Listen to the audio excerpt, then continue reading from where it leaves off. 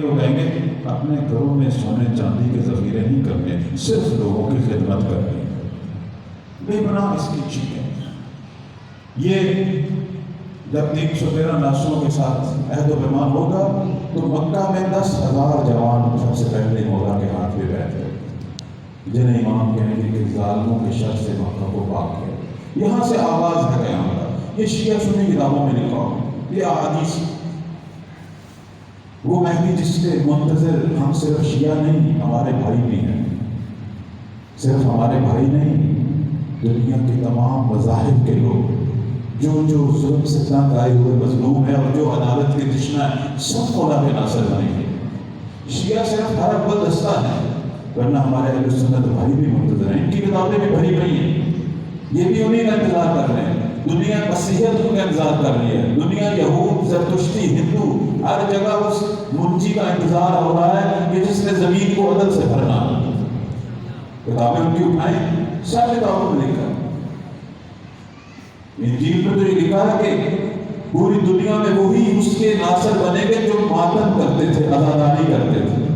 اس سے پتہ چلتا ہے کہ دنیا میں جو حسینی ہے، چاہے وہ مسلمان ہے یا غیر مسلمان، وہ بھی کل مہدی کا ناصر بنے گا، کیونکہ 61 ہجری تک یہ دین محمدی تھا، اس کا دائرہ حجاز کی حد تک تھا۔ حسین نے وہ کام کیا کہ محمدی دین کو دین حسینی میں بدل دیا۔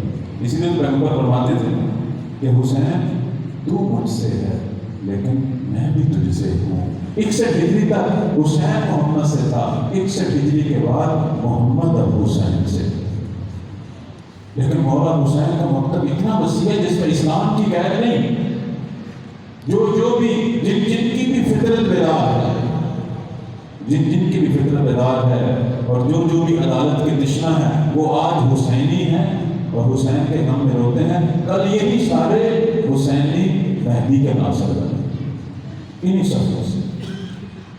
اب مولا کام شروع کریں گے۔ 7 مہینے میرے عزیزان، صرف 7 مہینوں میں پوری زمین مشرق سے مغرب تک مہدی اور اس کے ناصروں کے قبضے میں آ گئے۔ کیا ہوگا؟ کیسے 7 مہینے؟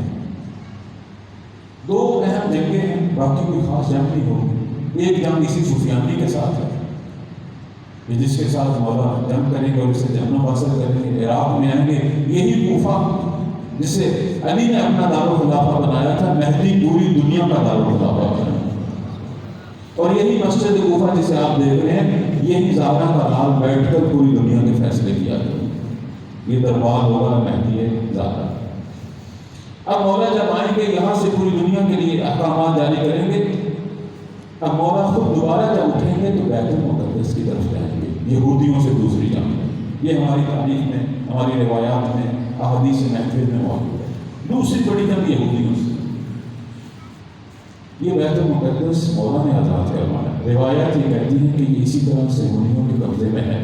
میں بعض بار اپنے بھائیوں کو کہتا ہوں کہ یوم القدس کا جلوس مناتے ہیں، میں کہتا ہوں خدا کے لیے اس کا بھی نام دیا کرو جس نے اس کو آزاد کروانا ہے، اس کا بھی تو نام دیا کرو۔ اصل میں یوم القدس جو ہے وہ تجدید بیت مہدی کا دن ہے کہ مولا آپ نے آزاد کروانا ہے، ہم بھی آپ کے نصرت کے لیے تیار ہیں۔ یہ جو بعض وقت میں رنگ بن کے پرچم دیکھتا ہوں، دل ٹوٹتا ہے۔ مختلف تنظیمیں چھوٹے چھوٹے جلوس نکالی ہوتی ہیں، مل کے ایک بڑا جلوس نکالو۔ یہ رنگ بن کے پرچم کیا ہے؟ غازی کا علم اٹھاؤ۔ ہمیں پرچموں کی ضرورت نہیں ہے۔ تاظہور ہمارا پرچم سیاہ ہے، سوگواری کا پرچم ہے۔ جب مہدی آئے گا تو وہ نبی کا سفید اسلام کا پرچم لہرائے گا، یہ جو امن اور سلامتی کا پرچم ہے۔ لیکن تاظہور ہمارا پرچم سیاہ ہے۔ اس علم کے ہوتے ہوئے میں کسی اور رنگ برنگے پرچم کی ضرورت نہیں۔ یہ ہمارا پرچم ہے، غازی کا پرچم اٹھاؤ، مل کے یوم مہدی مناؤ۔ یوم القدس یوم مہدی ہے۔ یہ کیا ہو رہا ہے ہمارے ملک میں؟ کیوں اتنی ٹوٹ پھوٹ؟ میں نے کہتا تنظیمیں نہیں بننی چاہیے، بناؤ، خدا کے لیے تنظیمیں بناؤ، لوگوں کے کاموں کو تقسیم کرنے کے لیے، لوگوں کو تقسیم کرنے کے لیے نہ بناؤ۔ اب تو مصیبت یہی ہے، ہر دفعہ ایک نئی تنظیم آتی ہے، لوگ اور ٹکڑے، لوگوں کے تحت حل نہیں ہو رہے۔ بنے تنظیم کام تقسیم کریں، کوئی سیاسی کام دے، کوئی رفائی کام دے، کوئی علمی کام دے، لوگوں کے درد مٹیں۔ مولا کو صرف ایک ہی شکوہ ہے اپنے شیعوں سے، اور یہ شکوہ 1200 سال پہلے تھا کہ اے میرے شیعوں، اگر تم اکٹھے ہو جاتے، ہم دل ہو جاتے، میرے ظہور میں ایک لہجہ بھی تعمیر نہ ہوتی۔ اب سمجھ آ گئی ہے ظہور کو کس نے روکا ہوا ہے؟ ہمارے تفرقے نے روکا ہوا ہے۔ انہوں نے نہیں روکا ہوا، ان کی ہمت نہیں ہے، نہ یہودیوں نے روکا ہوا ہے، نہ کسی اور ظالموں نے روکا ہوا ہے، ہماری نا اتفاقیوں نے زہرا کے ظہور کے روکا ہوا ہے۔ زہرا کے لال کے ظہور کو ہماری نا اتفاقی، آج ہماری ملت متحد ہونا شروع ہو جائے، آج دنیا کے شیعہ اکٹھے ہونا شروع ہو جائے، بہت جلد ان علامات کو آ دیتی بلاخر وہ حکومت بپا ہو جائے گی جسے حکومت زہرا کہا گیا ہے۔ مولا امام زمان کی حکومت کے کئی نام، ایک تو نام یہ ہے کہ یہ مہدی کی حکومت ہے، ایک نام یہ ہے کہ یہ قرآن کی حکومت ہے، کیونکہ امام قرآن کو حاکم قرار دیں گے، اور ایک نام ہے کہ یہ زہرا کی حکومت ہے، دولت زہرا، جو آرزویں بی بی زہرا کی تھی اور جو بیٹی کے غم تھے، یہی حکومت ان آرزوؤں کو پورا کرے۔ جب بی بی بہت زیادہ گریہ کرتی تھی پیغمبر کی رحلت کے بعد، تو جبرائیل آئے اور انہوں نے آ کے ذکر مہدی سے قلب زہرا کو سکون دیا کہ بیوی تو پریشان نہ ہو، ٹھیک ہے علی ولی حاکم نہیں بنے، لیکن یہ خدا کا وعدہ ہے اسی علی کی نسل سے، تیری نسل سے تیرا بیٹا مہدی کو پوری دنیا کا حاکم بنا۔ اس لیے کہتے ہیں یہ حکومت زہرا۔ اب امام کی دوسری جنگ یہودیوں سے بہت بڑی جنگ ہوگی، یہودی دنیا کے طاقتور ترین ٹیکنالوجی کے ساتھ آئیں گے، اور مولا کی سوا یہ اس سے بھی طاقتور ہے۔ میں نے کل بھی کہا کہ یہ گھوڑے اور تلوار کی باتیں چھوڑ، علم کی برتری کا زمانہ ہے۔ دنیا ابھی بھی دیکھ رہی ہے، جن کے پاس علم زیادہ ہے وہ ہی برتر ہے۔ ہم چھوٹے چھوٹے علم سے ایک دوسرے کا مقابلہ کر رہے ہیں، اس نے آنا ہے کہ جو اللہ کے سارے علوم کا وارث ہے، اس نے آنا ہے جو اللہ کے سارے علوم کا وارث ہے۔ یہودی بدترین شخص آئیں گے، بیت المقدس آزاد ہوگا، جب مولا ان کی سپاہ بیت المقدس میں داخل ہوں گی، روایات یہ کہتی ہیں نماز کا وقت ہوگا، صفیں لگ جائیں گی۔ جب صفیں لگیں گی اس وقت دنیا ایک عظیم چیز دیکھے گی، آسمان چہارم سے نزول عیسیٰ، اور اس کی تو ہمارے پیغمبر نے بشارتیں دی ہیں۔ شیعہ سنی کتابیں کھولیں، سیاستہ کھولیں، ہماری کتابوں میں سب نے لکھا، پیغمبر نے بڑا فخر کیا کہ اے مسلمانوں کیف انتم اذا نزل فیکم ابن مریم، اے مسلمانوں فخر سے کہتے تھے تم کیا تمہاری حالت ہے، تم کیا محسوس کرتے ہو؟ ایک زمانہ آنے والا ہے کہ مریم کا بیٹا بھی آئے گا، لیکن امام میرا بیٹا بنے گا۔ فخر ہے۔ حضرت عیسیٰ آئیں گے، صفیں لگ چکی ہوں گی، مہدی ازارہ فرمائیں گے اے اولوالعزم پیغمبر، اے صاحب شریعت پیغمبر تشریف لائیں، آپ بھی محمد کروائیں، ہم آپ کے پیچھے نماز پڑھتے ہیں۔ تو فرمائیں گے کہ اے زہرا کے بیٹے، میں آیا ہوں صرف تیرے پیچھے نماز پڑھنے، اور دنیا وہ عظیم نماز دیکھے گی کہ زہرا کا بیٹا امام ہے اور مریم کا بیٹا اقتدا کر رہا ہے۔ اس کے بعد عیسیٰ نبی مولا کے ناصر بنے گے، دنیا عیسائیت کو اسلام کے مبلغ بن کے تبلیغ کریں گے، پوری دنیا عیسائیت میں تبلیغی کام کریں گے، اور یہ دنیا عیسائیت کو مسلمان کریں گے۔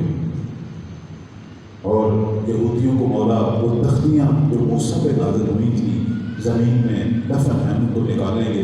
اصل عبرانی زبان آج بھی یہودیوں کی عبرانی زبان موجود ہے، اس میں اپنی نشانیاں دکھائیں گے، اسلام کی نشانیاں دکھائیں گے۔ پھر آخر وہ زمانہ آنے والا ہے کہ دین اسلام تمام ادیان پر غلبہ پا جائے گا، لِیُظْهِرَهُ عَلَى الدِّینِ وَلَوْ کَرِہَ الْمُشْرِکُونَ۔ ہمارے چھٹے مولا فرماتے ہیں کہ وہ زمانہ آنے والا ہے کہ مشرق و مغرب سے آذان کی آوازیں آئیں گی اور توحید کا پرچم لہرائے گا۔ صلوات پڑھیں گا محمد۔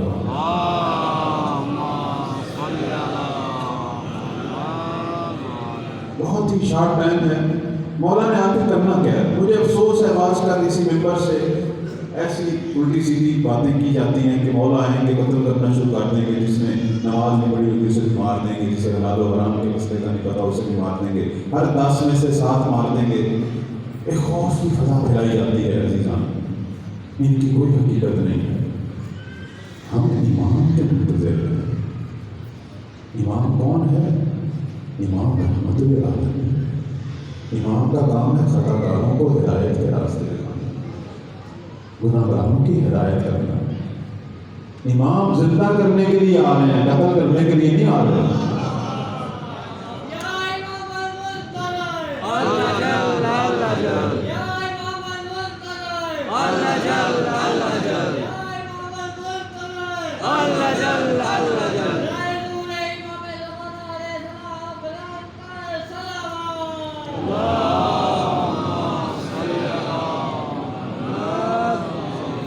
کیوں میرے مولا کے بارے میں ایسی باتیں کی جاتی ہیں؟ مہدی وہ امام ہے جس کے بارے میں ائمہ فرماتے ہیں کہ اشفق علیہم من آبائہم و امہاتہم، ہمارا قائم لوگوں کے لیے ان کے ماں باپ سے بھی زیادہ مہربان ہو۔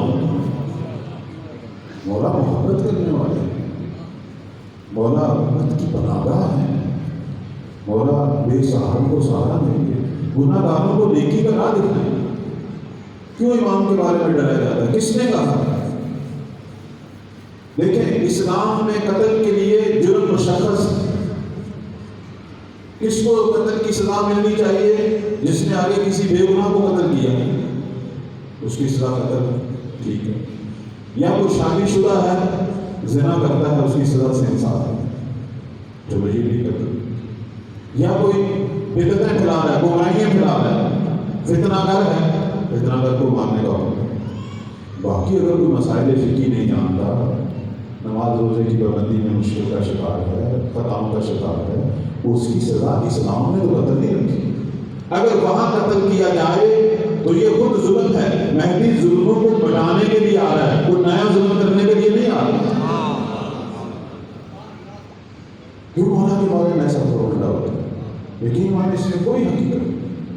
اگر امام کو پہچاننا تو ان کی 3 علامتیں، علامت المہدی اگر جاننی ہوتی ہے، روایت یہ ہے کہ علامت المہدی جواداً بالمال، لوگوں کے اندر بے پناہ مال کی بخشش کرے، بے پناہ مال کی بخشش،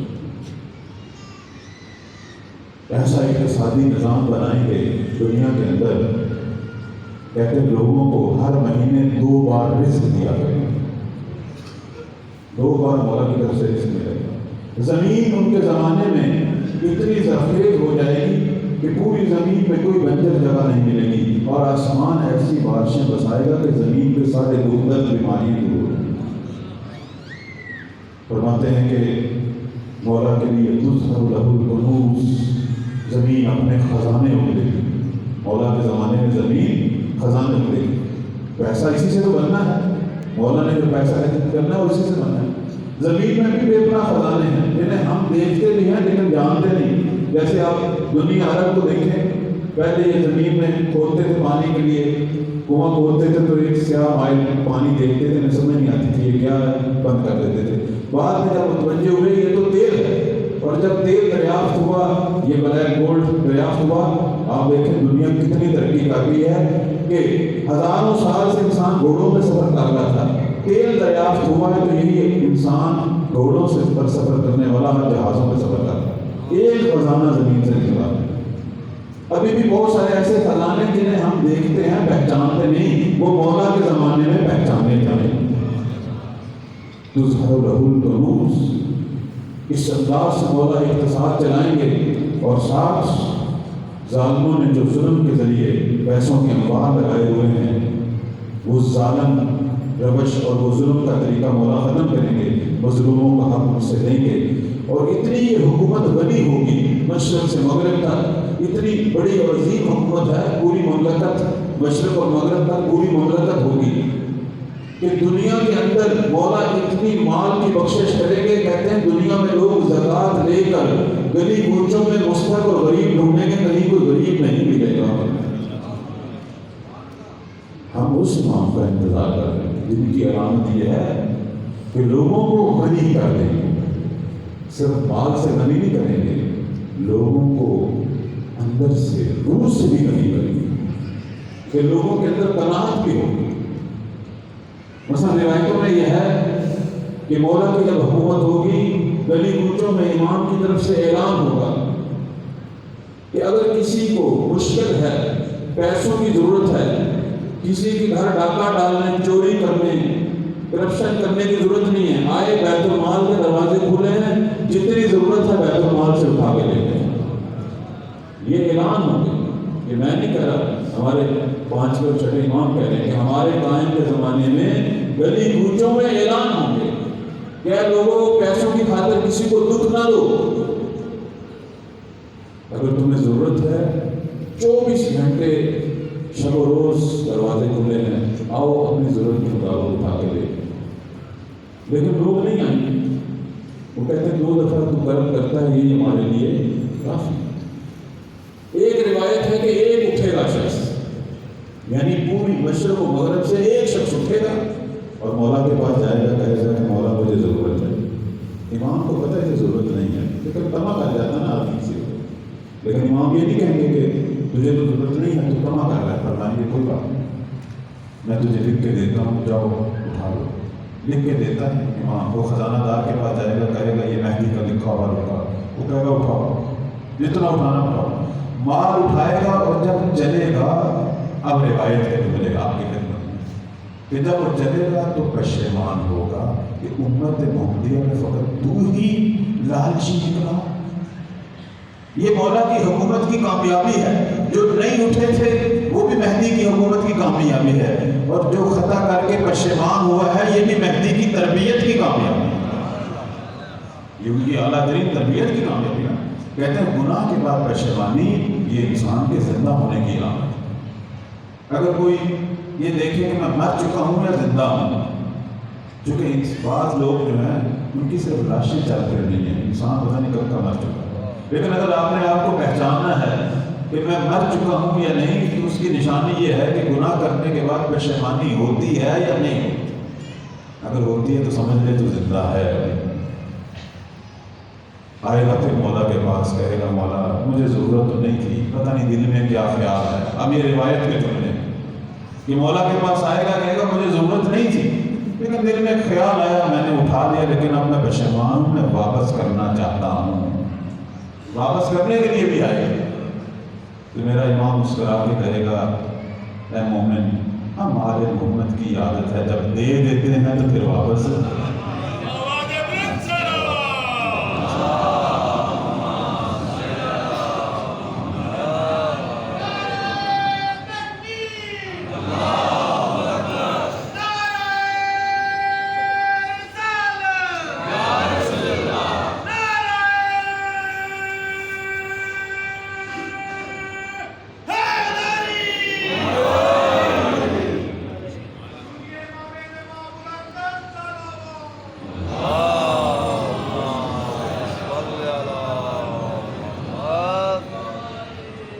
جوادن بالمال، پہلی نشانی میرے امام کی بے پناہ مال کی بخشش ہے۔ دوسری نشانی کیا ہے؟ رحیمن بالمساکین، جتنے بھی محتاج ہیں، جتنے بھی محتاج ہیں ان سے رحمت سے پیش آئیں گے۔ آیا وہ مال کا محتاج ہے، اس سے بھی رحمت سے پیش آئیں گے۔ اگر کوئی علمی اعتبار سے محتاج ہے، جہالت کا شکار ہے، مولا اسے علم سے مالا مال ہے۔ اگر کوئی اخلاقی غربت کا، اخلاقی کمزوریوں کا شکار ہے، وہاں محتاج ہے، مولا اسے اعلیٰ ترین اخلاق سے مالا ہے۔ یہ حدیث ہے کہ مسح علی رؤوس الناس، مولا لوگوں کے سروں پر اپنا ہاتھ رکھیں گے۔ دنیا والوں ہم کس کے منتظر ہیں؟ میں ان کی علامات بیان کر رہا ہوں، کون سا زمانہ دنیا میں آنا ہوگا۔ فرماتے ہیں کہ مسح علی رؤوس الناس، زہرا کا بیٹا لوگوں کے سروں پہ ہاتھ رکھے گا، فجمع بہ عقولہم واکمل بہ اخلاقہم، لوگوں کی عقلیں اور فکریں بھی بڑھ جائیں گی اور اخلاق بھی کام ہوگا۔ اب یہاں ہاتھ رکھنے سے مراد یعنی ایسے اقدامات میرا مولا کرے گا کہ لوگ فکری طور پر بھی مضبوط ہوں گے اور اخلاقی طور پر بھی مضبوط ہوں گے۔ فکری طور پر کیسے مضبوط ہو گئے کہ مولا ان کو علم سے مالا مال کرے، اتنا علم دے گا میرا مولا۔ کہتے ہیں کہ گھروں میں بیٹھیاں بیویاں، مرد تو کہاں ہوں گے، مرد کا علم تو تصور ہی نہیں ہے، گھر میں جو بیوی بیٹھی ہے وہ ایک فقیہ جتنا علم رکھے گی، معصوم فرماتے ہیں ایک مجتہد جتنا، کہ جب بھی اس سے کوئی مشکل پیش آئے گی قرآن کی کتاب کھولے گی، حدیث کھولے گی، اپنے لیے خود فتویٰ صادر کرے گی، اتنا علم مولا دے گا، دنیا کو علم سے مالا مال کریں گے۔ ہم نے پیچھے نہیں جانا، دنیا نے ترقی کرنی ہے، مولا علم سے کس طرح مالا مال کریں گے۔ میں اس کی ایک اور حدیث کے ذریعے تشریح کرتا ہوں۔ حدیث میں آیا ہے کہ آدم سے خاتم تک اور خاتم سے اب تک اللہ نے جتنا علم دیا ہے وہ 2 حرف ہیں، لیکن خدا نے انسانوں کے لیے 27 حرف رکھے تھے، یعنی اللہ نے ہمارے لیے 27 حرف۔ اب حرف سے مراد کیا ہے؟ ہو سکتا ہے کہ یہ کوئی کوڈ ہو، یعنی 27 خزانے رکھے تھے۔ اب تک ہمیں جو خزانے ملے ہیں پروردگار سے علم کے وہ 2 ہیں۔ یہ دنیا میں آپ جتنی بھی ترقی دیکھ رہے ہیں یہ 2 خزانوں کی وجہ سے ہے، اور وہ بھی معصوم فرماتے ہیں یہ بھی تمہیں کامل نہیں ملے، لیکن آپ دنیا کی ترقی دیکھ رہے ہیں یہ 2 خزانے جو ابھی کامل نہیں ہیں، ان کے اندر اتنی طاقت ہے کہ ہمیں 10 سال کے بعد کا پتہ نہیں ہم کیا کرنے والے ہیں، کیا ایجاد ہونے والا ہے، اتنی ترقی ہوئی۔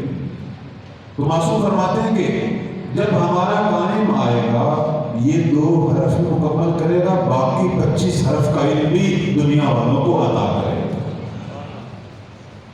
اور جب باقی 25 حرف کا علم ملے گا تو پھر دنیا کا کیا نقشہ ہوگا، دنیا کی کیا شکل ہوگی، انسان تصور بھی نہیں کر سکتا۔ صرف اس کی کچھ نہ کچھ مثالیں ہیں۔ مثلا ایک مثال یہ ہے کہ اس زمانے میں دنیا میں کوئی لاعلاج مریض نہیں ہوگا، دنیا میں کوئی بیمار نہیں ہوگا، اتنی یہ علم اتنی ترقی کرے گا کہ دنیا میں کوئی مریض ڈھونڈو تو مریض نہیں ملے گا، سب شفا یاب ہو جائیں گے۔ اور ایک جو چیز سامنے آئی ہے وہ یہ کہ اس زمانے کا انسان آج کے زمانے کے انسان سے 40 گنا زیادہ صحت مند ہوگا۔ یہ میں نے کہہ تو دیا، آپ نے کس حد تک سمجھ لیا؟ 40 گنا صحت کا مطلب کیا ہے کہ اگر آج ایک صحت مند انسان 100 سال عمر کرتا ہے تو اس زمانے میں 40 صحت مند انسانوں جتنی عمر ایک انسان کرے گا۔ اس لیے ہمارے ماہرین کہتے ہیں کہ قائم کے زمانے کا انسان ہزاروں سال عمر کرے گا، اتنی دورانی عمریں ہو جائیں گی۔ کوئی دکھ درد جو عمروں کو گھٹاتا ہے وہ سارے تو مولا ختم کر دیں، بیماری عمروں کو ختم کرتی مولا وہ ختم کر دیں گے، لڑائی جھگڑے انسان کی عمر کو کم کرتے مولا وہ ختم کر دیں گے، آپس میں کینے نفرتیں انسانوں کو ختم کرتی مولا وہ ختم کر دیں گے۔ فرماتے ہیں کہ اتنا لوگوں کے اندر پیار ہوگا مہدی کی حکومت میں کہ لذہبت الشحناء من قلوب المؤمنین، مومن کے دلوں سے باہمی نفرتیں ختم ہو جائیں گی، اس کی جگہ محبت ہوگی، اور ایسا محبت کا عالم ہوگا کہ اگر ایک مومن دوسرے مومن کی جیب میں ہاتھ ڈالے گا اور اپنی ضرورت کے لیے کوئی چیز پیسہ نکالے گا تو وہ خوشی سے اس کا استقبال کرے گا۔ باقاعدہ لوگ اپنے جیبوں میں پیسہ رکھ کے چلیں کہ کاش ہم سے کوئی مانگے اور ہمیں یہ خدمت کا موقع ہے۔ ہم اس دنیا کے منتظر ہیں، یہ عالم یعنی دنیا کا یہ رخ بھی آنے والا ہے۔ کہتے ہیں کہ اس زمانے کے لوگ آرزو کریں گے کاش ہمارے مردہ لوگ زندہ ہو جاتے، ہمارے آبا و اجداد زندہ ہوتے اور زہرا کی رات کی حکومت دیتے۔ زمین پہ وہ دور گزرے گا کہ آسمان والے فرشتے رش کیا کریں زمین والوں کو دے، اور بات علم کی ترقی کی ہو رہی تھی، اتنی ترقی کہ فرماتے ہیں کہ اگر کسی گھر میں ظلم ہوگا، گھر کی دیواریں اور چھتیں، یہ روایت کا جملہ ہے، اگر کسی گھر میں ظلم ہوگا تو اس گھر کی دیوار اور چھت امام کو خبر دے گی کہ مولا اس گھر میں ظلم واقع ہو رہا ہے۔ اس لیے تو کہتے ہیں کہ اس دور میں عدالت مہدی اس طرح آپ کے گھروں میں داخل ہوگی، یہ بھی معصوم کا فرمان ہے، اس طرح داخل ہوگی جیسے گرمیوں میں گرمی داخل ہوتی ہے اور سردیوں میں سردی داخل ہوتی ہے۔ آپ جیسے گرمی کو روک نہیں سکتے وہ داخل ہو جاتی ہے، اور سردی کو روک نہیں سکتے وہ داخل ہو جاتی ہے، ایسا کوئی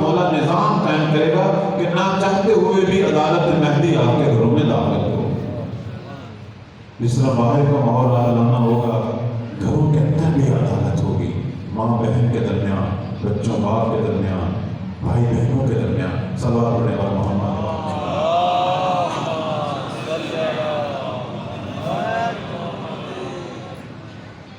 اس عظیم الہی حکومت میں ہم منتظر ہیں کہ جس نے دنیا کو بہشت بنا، جس میں دنیا عدل سے مالا مال ہے، علم سے مالا مال ہے، کوئی دکھ درد نہیں ہے، اتنی عظیم دنیا اور ایسا عظیم ماحول کہ جس کی آرزو ہمارے ائمہ کرتے تھے دیکھنے، انبیاء کرتے تھے۔